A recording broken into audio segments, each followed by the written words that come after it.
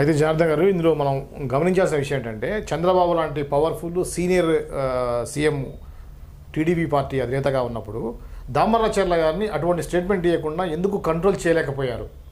ఇప్పుడు sensitive issue కదా, Janasena plus TDP and BJP పొత్తులో ఉన్నటువంటి ఈ సందర్భంలో ఇలా చేయకుండాల్సింది, ఇది జనసేన చేసుకోకుండా ఉండాల్సింది అనేటువంటి స్టేట్మెంటు జనార్దన్ గారు ఇవ్వడాన్ని మనం ఏ విధంగా చూడాలి?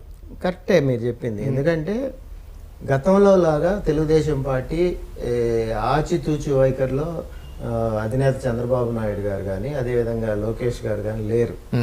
పార్టీని ఎట్టి పరిస్థితుల్లో కూడా క్రమశిక్షణ నేపథ్యంలో ముందుకు తీసుకెళ్లే ఆలోచన, అదేవిధంగా పార్టీ రహిత ఏదైతే పార్టీ నష్టం కలిగే విధంగా చేసే చర్యలు ఎవరిని కూడా ఉపేక్షించే పరిస్థితిలో పార్టీ అధిష్టానం లేదు. ఆ విధంగా చర్యలు తీసుకుంటూ ముందుకు పోతా ఉంది. ఇక్కడ వారి మధ్య ఉన్న వ్యక్తిగత వైరంగా మనం చూడాల్సిన అవసరం ఉంది. దీని మీద తప్పనిసరిగా ఇప్పటికే పార్టీ అధినాయకత్వం విభేదించి స్పందించిన దాని మీద ఆ శాసనసభ్యుడితో తప్పనిసరిగా మాట్లాడింది అధిష్టానం. ఎందుకంటే ఉమ్మడిగా ఉన్న పార్టీ జనసేన కూటమిలో ప్రధానంగా కీలకంగా ఉన్నారు పవన్ కళ్యాణ్ గారు. అటువంటి జనసేన అధినేత జనసేన నిర్ణయాన్ని ఒక తెలుగుదేశం శాసనసభ్యుడిగా ఉన్న వ్యక్తి విభేదించి బహిరంగ ప్రకటన ఇవ్వటం అనేది పార్టీ రాహిత్యంగానే, క్రమశిక్షణ రాహిత్యంగానే పార్టీ చూస్తుంది. కానీ సీనియర్ నాయకుడు వారి పట్ల ఆచితూచి వ్యవహరించి దాన్ని సమన్వయం చేసే పరిస్థితుల్లో తెలుగుదేశం యోచిస్తుంది తప్పనిసరిగా. కానీ ఈ చేరికలు ఏదైతే మనం ఉదాహరణకి జగ్గేపేట శాసనసభ్యు ఉదయభవన్ గారు తీసుకుందాం మనం. వారు మొదటి నుంచి పి శివశంకర్ గారు, సుధీర్ గారు కాంగ్రెస్ లో ఉన్నప్పటి నుంచి, వారు యూత్ కాంగ్రెస్ నాయకుడిగా ఉన్నప్పటి నుంచి కూడా కాంగ్రెస్ బ్రాండ్ గా ఉదయభాను గారికి రాష్ట్రంలో, ఉమ్మడి రాష్ట్రంలోనే ఒక క్రేజ్ ఉంది. ఆ సామాజిక వర్గం, కాపు సామాజిక వర్గంలో కూడా ఉదయభాను గారికి ఆ క్రేజ్ ఉంది. యాక్చువల్ గా ఎన్నికల ముందే వారు జనసేనలోకి వస్తారనే ప్రచారం జరిగింది. అటువంటి చర్చలు జరిగాయని, అదేవిధంగా జనసేన నుంచి విజయవాడ వెస్ట్ కి సంబంధించి వారు పోటీ చేస్తారు అటువంటి చర్చలు జరిగినాయని కూడా మనం విన్నాం. అయితే వారు అప్పుడు అధికార పార్టీకి సంబంధించిన అంశంలో ఉన్నారు, శాసనసభ్యుడిగా ఉన్నారు. పార్టీ మారటం సముచితం కాదనుకున్నారా, కారణాలు ఏదైనా, వారు ఆ రోజు పోటీ చేయలేదు, జనసేనలోకి రాలేదు.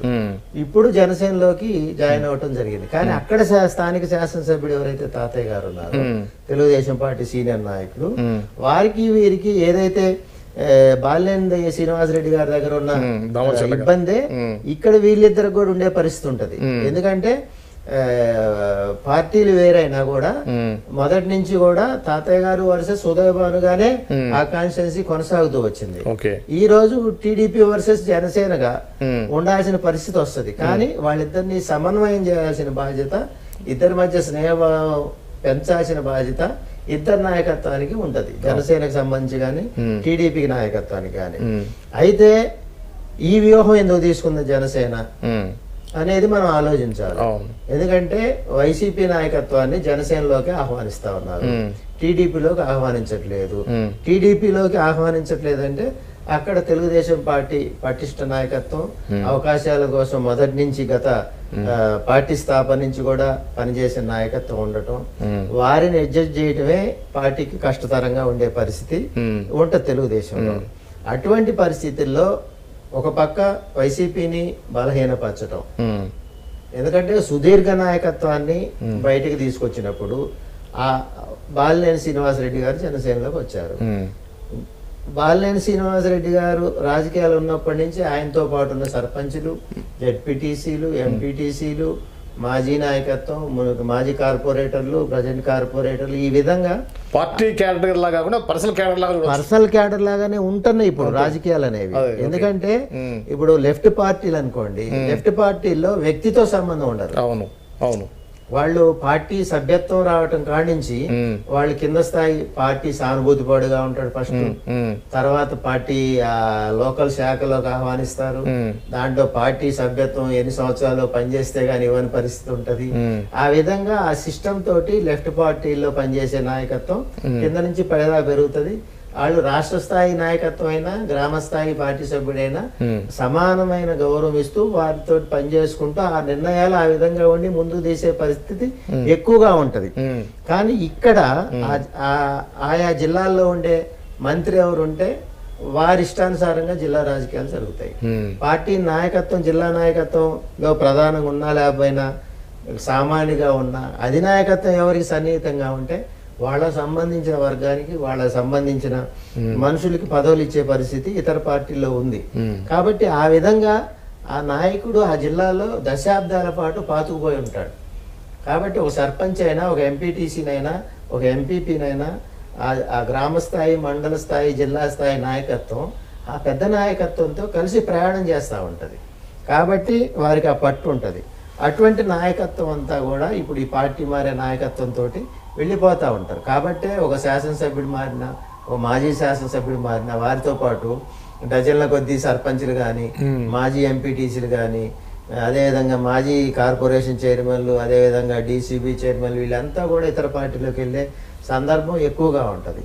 కాబట్టి ఆ సర్పంచ్తో పాటు ఆ గ్రామంలో ఉన్న నాయకత్వం ఆ మండల నాయకత్వంతో పాటు ఆ మండలంలో ఉన్న నాయకత్వం కూడా ఆ పార్టీలోకి మారే అవకాశం ఎక్కువగా ఉంటుంది. అయితే జనార్దన్ గారు, ఇప్పుడు బాలినేని శ్రీనివాస్ అనే వ్యక్తి చాలా పవర్ఫుల్ వ్యక్తి 22 ఆగస్టు సెప్టెంబర్న భారీ బహిరంగ సభ పెట్టేసి తన క్యాడర్ అంతా తీసుకొచ్చేసి జనసేనలో చేరబోతున్నా అనేటువంటి స్టేట్మెంట్ ఇచ్చారు.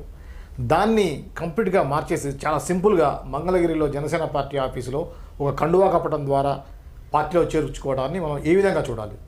అంటే జిల్లాలో భారీ బహిరంగ సభే కాకుండా తర్వాత నేను విన్నది మంగళగిరిలో సీకే కన్వెన్షన్లో కూడా పెట్టి అక్కడ ఈ ముఖ్యమైన 6గురిని అక్కడ చేర్చుకోవాలనేది కూడా జరిగింది నిర్ణయం. తర్వాత జనసేన నాయకత్వమైన తెలుగుదేశం నాయకత్వమైన అదేవిధంగా బీజేపీ నాయకత్వం చాలా సున్నితమైన అంశాలతో సున్నితంగా ఆలోచిస్తుంది నాయకత్వం. అంటే అలా చేయడం వల్ల వాళ్ళని రెచ్చగొట్టేట్టు అవుతుందనా అని కాదు. ఒక పక్క వరదలు ఇంకా కొన్ని ప్రాంతాల్లో ఉన్న పరిస్థితి ఉంది. అది విజయవాడలోనే వరద బాధితులు సహాయ సహకారాలు ఇవన్నీ కూడా ప్రభుత్వం వైపు నుంచి నడుస్తూ ఉంది. మరో పక్క సున్నితమైన అంశం ఏదైతే తిరుపతి లడ్డుకు సంబంధించిన అంశం నడుస్తూ ఉంది. దానికి దీక్షలు ఇవన్నీ కొనసాగుతా ఉన్నాయి. తిరుపతి తిరుమల దేవస్థానం దగ్గర నుంచి వివిధ గుళ్ళల్లో అదే విధంగా విజయవాడ కనకదుర్గ టెంపుల్ కూడా పవన్ కళ్యాణ్ గారు అక్కడ కూడా దీక్ష చేయటం, దండం పెట్టుకోవటం, దర్శనం చేసుకుని రావటం ఇవన్నీ కూడా మనం చూస్తా ఉన్నాం. ఇదే విధంగా జిల్లాలో బాలినేని చేరికని వాళ్ళు విభేదించటం, ఇంకొంచెం కొన్ని చోట్ల ఆ చేరికల్ని విభేదిస్తూ బయటికి అనలేకపోయినా వారి యొక్క అంతర్గత కొంత ఇవన్నీ ఉండటం, వీటన్నిటిని కూడా నాయకత్వం నిశ్చితంగా గమనించే పరిస్థితి ఉంటుంది. ఈ టైంలో హంగామా ఎందుకు అనుకున్నారు? కాబట్టి ఏంటంటే సింపుల్ గా పని జరగాలి అనే సిస్టమ్ తోటి ఈ 6గురు చేరికలు జరిగినాయి. అంత మటుకి చేర్చుకున్నారు, అయిపోయినాయి. అయితే ఆ భేదాభిప్రాయాలు ఏమున్నాయో తొలగించాల్సిన బాధ్యత నీకు అధినాయకత్వంతో ఉంది. అయితే ఈ చేరికల్లో ఏదైతే వైసీపీ నుంచి ద్వారం ఓపెన్ చేసి జనసేనలో జాయినింగ్ చేసుకుంటా ఉన్నారో పార్టీ అంతర్గతంగా చెప్తా ఉంది అంటే ఈ చేరికలు ఎక్కువ స్థాయిలో కొనసాగుతూ ఉంటాయి. రాయలసీమ నుంచి కానీ లేదా ఇటు తూర్పు విశాఖ వేదికగా ఇతర శ్రీకాకుళం విజయనగరం జిల్లాల వైపు నుంచి కానీ ఏదైనా మొత్తంగా ఆంధ్రప్రదేశ్లో వైసీపీ నుంచి తాము ఎక్కువగా జనసేనలోకి చేర్చుకునే అవకాశాలు ఎక్కువగా ఉంటాయి అనేది చెప్తా ఉన్నారు పెద్ద నాయకత్వం, ముఖ్యమైన నాయకత్వం నుంచి చేరికలు. ఆ చేరికలే జనసేన ఎందుకు తీసుకుంటా ఉంది అనేది ప్రధానమైన చర్చ ఇప్పుడు జరుగుతూ ఉంది. ఇప్పుడు ఒక పక్క అంటే దాంట్లో ఎక్కువగా పరిశీలకులు ఆలోచించే అంశం ఏంటంటే వైసీపీని బలహీనపరచడం ప్రధాన ఎజెండా. అదే టైంగా జనసేన పటిష్టం అవటం, ఈ గ్రామ స్థాయి నుంచి రాష్ట్ర స్థాయి దాకా జనసేనని పటిష్టపరుచుకుంటూ ఏదైతే జనసేన అధినాయకత్వానికి ఒక ఐడియాలజీ ఉంది పార్టీ మీద. అంటే రొటీన్ గా ఉండే పరిస్థితుల్లో అయితే ఓపెన్ గా ఎవరు వచ్చినా కండువా వేసేసి 100 మంది 1000 మందిని కూడా చేర్చుకునే పరిస్థితి ఉంటుంది. కానీ అన్కండిషనల్ గా రావాలి చేర్చుకునే పార్టీ ఏదన్నా ఉందంటే జనసేన. ఎన్నికల ముందుగా తెలుగుదేశం పార్టీ కూడా ఆ వైఖరితోటే ముందుకు పోయింది.